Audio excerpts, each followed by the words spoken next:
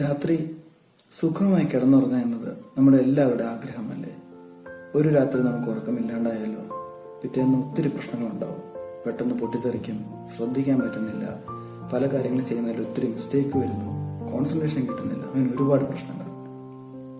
നല്ല ഉറക്കത്തിന് വേണ്ടുന്ന 6 കാര്യങ്ങൾ ഈ വീഡിയോ കണ്ടു നോക്കാം.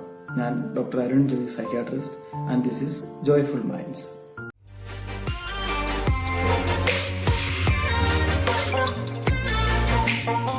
എല്ലാ ദിവസവും ഉറക്കം എങ്ങനെയുണ്ട്? രാവിലെ എണീക്കുമ്പോൾ ഉത്സാഹത്തോടും ഉന്മേഷത്തോടും കൂടിയാണ് ഉറക്കം എണീക്കുന്നത്. ഒരു തവണ സ്ലീപ്പ് ഡിസ്റ്റർബ്ഡ് ആയാൽ പിറ്റേ ദിവസം മുഴുവൻ ഭയങ്കര ഇറിറ്റേഷനും പ്രശ്നങ്ങളും ഫീൽ ചെയ്തിട്ടുണ്ടോ? ഉറക്കം വളരെ പ്രധാനപ്പെട്ട ഒരു ന്യൂറോളജിക്കൽ പ്രോസസ്സാണ്. നിർണായകമായ തീരുമാനങ്ങൾ എടുക്കുന്നതിനും വികാരങ്ങളുടെ നിയന്ത്രണത്തിനും ഓർമ്മശക്തിക്കും ഉറക്കം വളരെ അത്യന്താപേക്ഷിതമാണ്.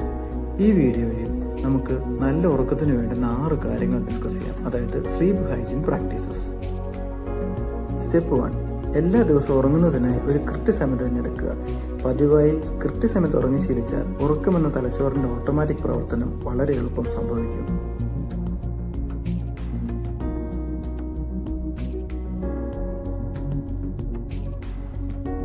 സ്റ്റെപ്പ് 2, ഉറങ്ങുന്നതിന് തൊട്ട് മുമ്പുള്ള 3-4 മണിക്കൂറിൽ ഒഴിവാക്കേണ്ട കാര്യങ്ങൾ. 1, കോഫി അഥവാ caffeinated drinks and soft drinks.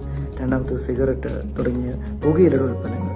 രാത്രി ഏറെ വൈകിയുള്ള വ്യായാമം ഉറക്കത്തിന്റെ ക്വാളിറ്റി കളയും. മൊബൈൽ ഫോൺ, TV, ലാപ്ടോപ്പ് തുടങ്ങിയവ ഉറക്കത്തിന് 1 മണിക്കൂർ മുമ്പെങ്കിലും ഓഫ് ചെയ്യുക. തുടർച്ചയായുള്ള ഉറക്കക്കുറവ് ജീവിതശൈലി രോഗങ്ങളായ പ്രമേഹം, രക്താതിസമ്മർദ്ദം, അമിതമായ കൊഴുപ്പ് തുടങ്ങിയവയിലേക്ക് നയിക്കാം. അതുമാത്രമല്ല, നിലവിലുള്ള ശാരീരിക മാനസിക അസുഖങ്ങളെ ഇത് വഷളാക്കുകയും ചെയ്യാം. ഉറക്കം നമ്മുടെ മാനസികാരോഗ്യത്തിന്റെ ഒരു സൂചി കൂടിയാണ്. അതുകൊണ്ട് ഈ വീഡിയോ മുഴുവനായി കാണാൻ ശ്രമിക്കുക.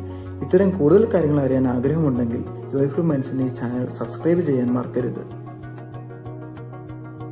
സ്റ്റെപ്പ് 3, ഉറങ്ങാനും ഇന്റിമസിക്കും വേണ്ടി മാത്രം ബെഡ് ഉപയോഗിക്കുക. ബെഡിലിരുന്ന് വായിക്കുന്നതും പഠിക്കുന്നതും ഒഴിവാക്കുക. സ്റ്റെപ്പ് 4, ബെഡ്റൂം ഒന്ന് നന്നായി അറേഞ്ച് ചെയ്യുക, വൃത്തിയായും നല്ല ഭംഗിയിലും വെക്കുക. സ്റ്റെപ്പ് 5, ഉറങ്ങുന്നതിന് തൊട്ട് മുമ്പുള്ള 5 മിനിറ്റ് ഉറങ്ങാൻ തയ്യാറാവുക. സ്വസ്ഥമായിരുന്നു മെഡിറ്റേറ്റ് ചെയ്യുകയോ ഒരു ദിവസത്തെ കാര്യങ്ങൾ ഓർമ്മിച്ച് നോക്കിയോ റിലാക്സേഷൻ ട്രെയിൻ ചെയ്യുകയോ ആവാം. ഇതൊരു നല്ല ക്വാളിറ്റി സ്ലീപ്പിന് സഹായിക്കും. സ്റ്റെപ്പ് 6, ഉറക്കം വരുമ്പോൾ മാത്രം കിടക്കുക. ഉറക്കം വരുന്നില്ലെങ്കിൽ എണീറ്റ് മെഡിറ്റേഷൻ ചെയ്യുകയോ റിലാക്സേഷൻ ട്രെയിനിങ് നടത്തുകയോ ചെറിയ വെളിച്ചത്തിൽ വായിക്കുകയോ ആവാം. കിടന്നിട്ട് ഉറക്കം വരുന്നില്ലെങ്കിൽ അവിടെ തന്നെ കിടന്ന് തിരിഞ്ഞും മറിഞ്ഞും കിടക്കാതെ എണീറ്റ് ചെയ്യുക. ഉറക്കം വരുമ്പോൾ മാത്രം കിടക്കുക. ഉറക്കം വരുന്നില്ലെങ്കിൽ വീണ്ടും വീണ്ടും സമയം നോക്കിയിരിക്കരുത്. ഇത് നമ്മളെ ടെൻഷനാക്കുകയും പിന്നീട് ഉറങ്ങാൻ പറ്റാതെ വരികയും ചെയ്യും. ഇത്രയൊക്കെ ചെയ്തിട്ടും ഉറക്കം വരുന്നില്ലെങ്കിൽ എന്ത് ചെയ്യും? ഇനി ഒന്നും ചെയ്യേണ്ട, ടെൻഷൻ അടിക്കാണ്ടിരുന്നാൽ മാത്രം മതി, ഉറക്കം താനെ വന്നോളൂ.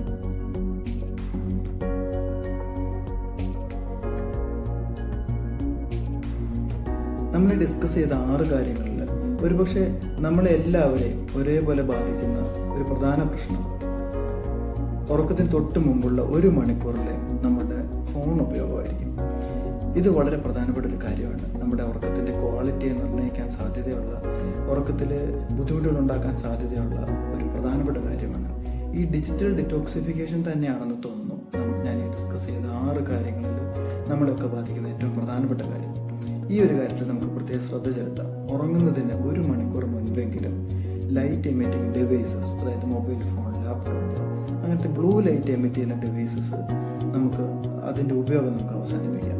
സ്വസ്ഥമായി ഉറക്കത്തിന് വേണ്ടി തയ്യാറെടുത്ത് നന്നായിട്ട് ഉറങ്ങാം. എല്ലാ ദിവസങ്ങളും സന്തോഷത്തോടെ ഉറങ്ങാനും സന്തോഷത്തോടെ ഉണരാനും ഉത്സാഹത്തോടെ ഉണരാനും ജോലി ചെയ്യാനും എല്ലാവർക്കും സാധിക്കട്ടെ. Good night.